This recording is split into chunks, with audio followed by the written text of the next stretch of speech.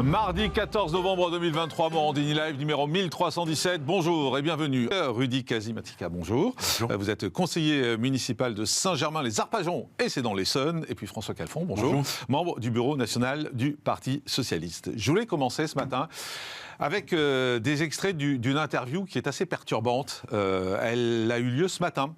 C'était Apolline de Malherbe sur RMC et elle a interrogé Abdelali Mamoun, qui est l'imam de la grande mosquée de Paris. Il a été interrogé sur les actes antisémites. Et je dois avouer que ces propos sont troublants, en tout cas me trouvent, vous me direz ce que vous en pensez. Parce que quand on lui parle de la hausse des actes antisémites en France, sa réaction de dire « mais ils sont où ces actes ?» Écoutez. Parlons-en de ces actes antisémites. Pourquoi on n'en parle pas à la télé ? Moi, j'aimerais bien. Écoutez, je comprends pas ce que vous voulez dire. Où sont ces 1200 et quelques actes antisémites qu'il y a en France ? Pourquoi moi, j'aimerais bien qu'on les dévoile pour que nous puissions être véritablement solidaires et sensibles à cette question. Vous laissez entendre que les chiffres, c'est des chiffres qui sont gonflés ou qui sont faux, pas... mais elles ne sont pas dévoilées, ils ne sont pas apparents. Moi, j'aurais voulu qu'on dise, voilà, telle synagogue a été profanée, tel cimetière a été profané, tel individu de confession juive a été agressé ou a subi des menaces verbales. Mais attendez, on va rentrer dans le détail, mais je voudrais quand même comprendre. Ça veut dire que globalement, vous avez un doute. Non, je ne dis pas ça. Je dis simplement vous dites ça quand même, pour que les musulmans de France soient sensibles à cette question, nous ne nous contentons pas de chiffres qui sont alors ne nous contentons pas de voilà, nous aimerions avoir des éléments concrets. Eh bien, on nous parlons a parlé des d'étoiles de condamnations. David. Ça n'a rien à voir avec les musulmans. Et en plus, on veut nous parler d'antisémitisme musulman. C'est ça qui est aujourd'hui que nous condamnons. Parce qu'aujourd'hui, l'immense majorité de la composante musulmane aspire à vivre en paix à la fois avec le reste de la communauté nationale, mais en particulier avec la composante Monsieur l'imam, je voudrais juive qu'on de reste France. quand même, Et Abdelali Mamoun, sont très sur ce que vous dites. Vous laissez entendre que, en tout cas, vous demandez des preuves, en quelque sorte. Vous dites ce chiffre, voilà. Et moi, je vais vous donner les éléments. Rudy Kazimatika. Écoutez, les propos sont très très étonnants, très très troublants. Dans la mesure où les actes antisémites, non seulement ils sont sourcés, mais en plus il y a des condamnations qui sont déjà tombées. Plus de 500. Plus de 500. Et c'est pas d'aujourd'hui qu'il y a des actes antisémites en France. On est d'accord. Donc avoir une ambiguïté sur le sujet est étonnant, et même de la part en fait d'un responsable religieux. C'est quand même, ça peut être lourd de conséquences quand même. Alors, moi, je trouve ça vraiment grave. Après, le problème, c'est que c'est pas juste une maladresse de langage. Parce qu'Apolline de Malherbe, qui a très bien fait son travail et son interview, elle a continué à le relancer. Elle lui donne des exemples, puisqu'il demande des exemples. Donc elle lui cite tout un tas d'exemples, et elle lui cite en particulier ces jeunes qui chantaient dans le métro. Et vous allez voir la réponse, vous allez entendre sa réponse face à ça. En gros, il va vous dire... C'est pas grave, c'est des gamins. Non, ils savent pas ce qu'ils font. Écoutez. Dans le métro, que ça soit le rabbin qui a été agressé, vous appelez des enfants. C'est des enfants. C'est des jeunes. C'est des jeunes, ils sont collégiens. Voilà, c'est des enfants. Ça veut dire quoi, ça ? Qu'ils ne sont pas responsables de leurs actes ? Je dis qui sont dans une attitude puérile dans laquelle ils ne se rendent pas compte de la gravité de ce qu'ils font.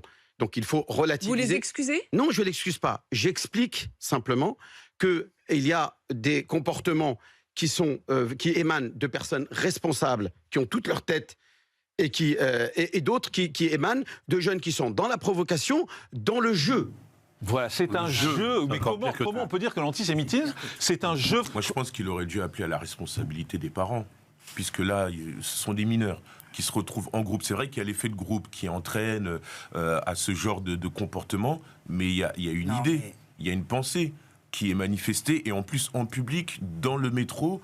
Donc il y a un effet d'entraînement comme ça qui est très étonnant. Et à mon avis...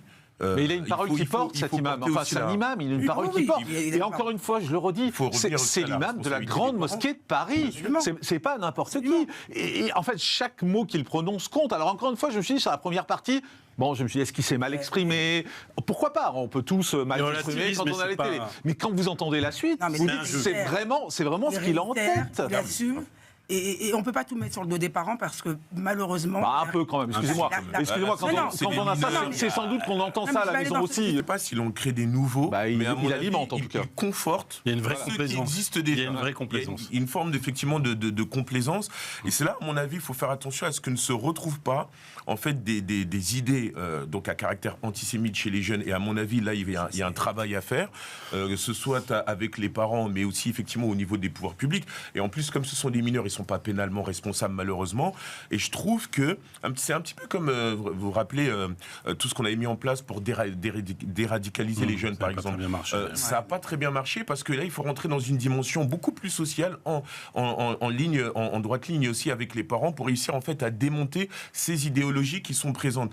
Et c'est ça, à mon avis, qu'il faut faire. Alors, et ce discours de dire les musulmans ont sauvé la France pendant que les Français collaboraient, parce que c'est ça, il dit une majorité, mais en gros, on est tous des collabos, et les musulmans nous ont sauvés. Rudy, je vous donne la parole après. Moi, ce que j'essaie de comprendre dans ce qu'il dit, c'est qu'a priori, il ne veut plus en fait que les musulmans s'excusent de quoi que ce soit. C'est à peu près c'est ce qu'il dit, c'est ça. Alors, personne ne demande aux musulmans de s'excuser. Enfin, qui demande aux musulmans de s'excuser ? D'une part, il est vrai que les musulmans ou les tirailleurs sénégalais ou même les troupes coloniales du Pacifique, effectivement, ont aidé la France à se libérer, que ce soit pendant la Première Guerre ou la Deuxième Guerre mondiale. Ça, c'est vrai, c'est factuel. Mais par contre, je ne vois pas pourquoi est-ce qu'il prend cet élément pour dire en fait qu'on n'a pas besoin de s'excuser de quoi que ce soit. Moi, je pense en fait que les musulmans, effectivement, n'ont pas besoin de s'excuser, puisque les musulmans sont partie prenante de la France, ils sont des Français à part entière.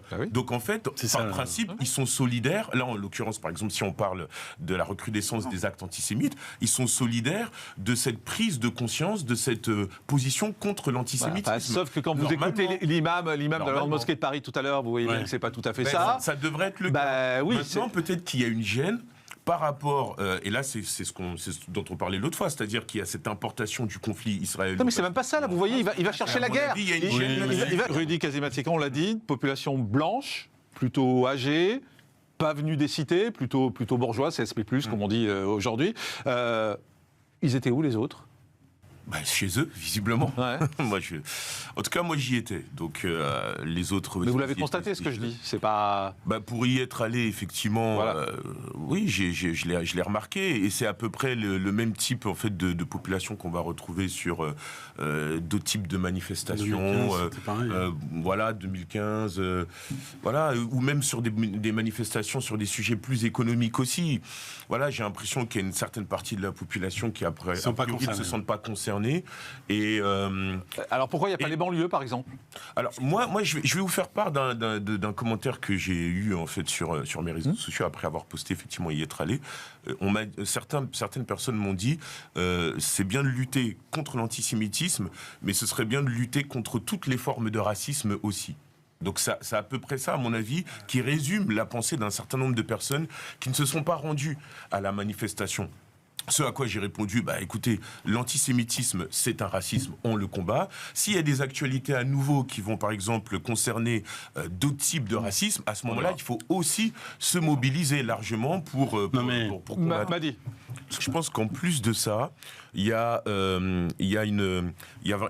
amalgame qui est fait, à mon avis. Je trouve qu'il y a aussi un amalgame qui est fait entre le fait de dire, si je vais manifester contre l'antisémitisme, quelque part, peut-être je cautionne les bombardements qui sont en train de se passer. Moi, j'ai l'impression qu'il y a un peu de ça aussi. Et ça, on peut dire que Mélenchon a joué un rôle tout à fait néfaste là-dessus. Alors que c'est pas normal, dans la mesure où, écoutez, moi, je suis parti manifester contre l'antisémitisme, je suis pas parti manifester pour soutenir Benjamin Netanyahou. La politique de Benjamin Netanyahou. Non, c'est deux choses qui sont pour moi différentes. Il y a une recrudescence des actes antisémites, on dit non, et on y va. Mais à mon avis, c'est ce qui se joue, c'est pour ça qu'il y a des... Et vous voyez, vous dites, il y a une recrudescence des actes antisémites, on revient à ce qu'on disait tout à l'heure avec l'imam de la Grande Mosquée Paris, qui met le doute.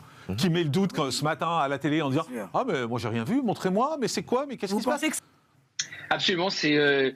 Mathieu Lefebvre qui a fait ça, député Renaissance, président du groupe d'amitié France-Israël. Il va organiser donc une projection, c'est 48 minutes d'horreur. La vidéo dure 48 minutes sur les massacres donc commis par le Hamas le 7 octobre.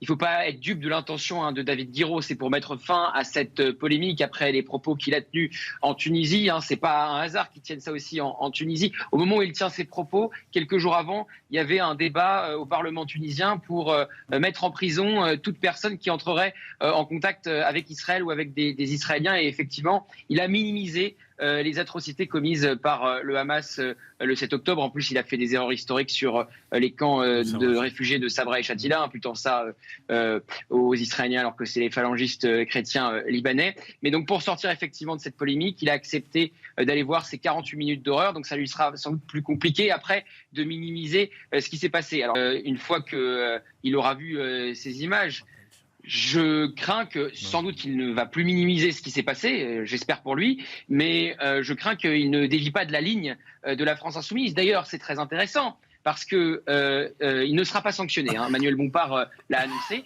Donc David Guiraud qui minimise ce qui s'est passé le 7 octobre, pas sanctionné. Daniel Obono qui nous explique que le Hamas est un groupe de résistance, pas sanctionné. Mais alors par contre, Raquel Garrido qui a osé critiquer Jean-Luc Mélenchon, 4 mois de suspension de son poste d'oratrice à l'Assemblée nationale. Donc pourquoi n'est-il pas sanctionné ? Parce qu'il tient la ligne. Il tient la ligne de la France insoumise qui refuse de qualifier le Hamas de mouvement terroriste. Donc il ne va pas par minimum souci électoraliste, dévié de la ligne de Jean-Luc Mélenchon. Merci beaucoup Gauthier Lebret, merci d'avoir été avec nous. Donc les images qui vont être montrées cet après-midi à l'Assemblée nationale, elles ont été diffusées hier à quelques journalistes, je fais partie de ceux qui les avons vues, et c'est vrai qu'on n'a pas le droit de montrer ces images. De toute façon, elles sont trop dures, on nous prend même, pour tout vous dire, nos téléphones portables quand on rentre dans la salle où ces images sont diffusées. J'en ai parlé hier chez Pascal Praud, donc j'ai pas très envie d'en reparler aujourd'hui parce que c'est vraiment très, très dur. Mais je vous propose de regarder d'autres images, c'est des images qui ont été tournées après.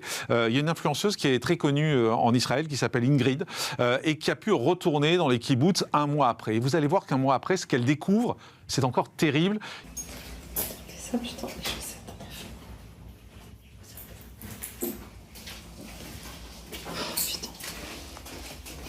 Oh, putain. Odeur, c'est terrible, odeur. Regardez les balles, regardez les tirs dans le mur. C'est les murs d'un Mamad, c'est du béton armé. Donc imaginez ce qu'ils avaient comme munitions.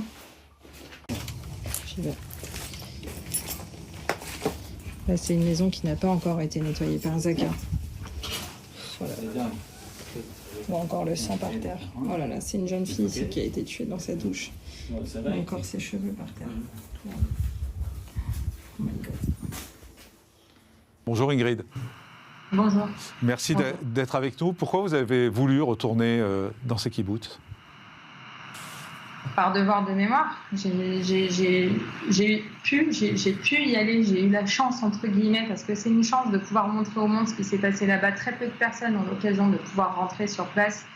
J'ai pu y rentrer avec les hommes de Zaka qui font un travail extraordinaire. Je suis rentrée dans une maison entièrement brûlée. Bon, j'en ai vu plusieurs, mais une m'a particulièrement marquée. Parce que je sais que dans cette maison, dans ce Mamad, une famille entière a été brûlée, a été retrouvée. Les uns enlacés, ils étaient enlacés ensemble, c'est les parents et 4 enfants.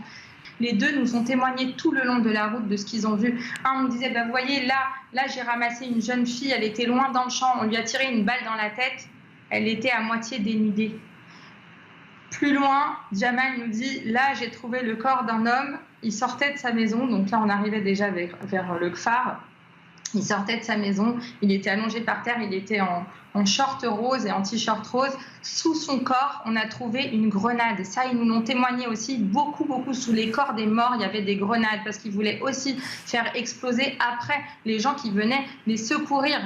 C'est terrible. C'est Ingrid. Merci beaucoup pour votre témoignage. Hier, je suis allé voir les images et il y a des photos d'enfants qui sont terribles. C'est pour ça que moi j'ai du mal quand j'entends certaines personnes dire que ce ne sont pas des attaques terroristes, qu'on relativise sur ce qui s'est passé. Il y a des photos d'enfants terribles, il y a des scènes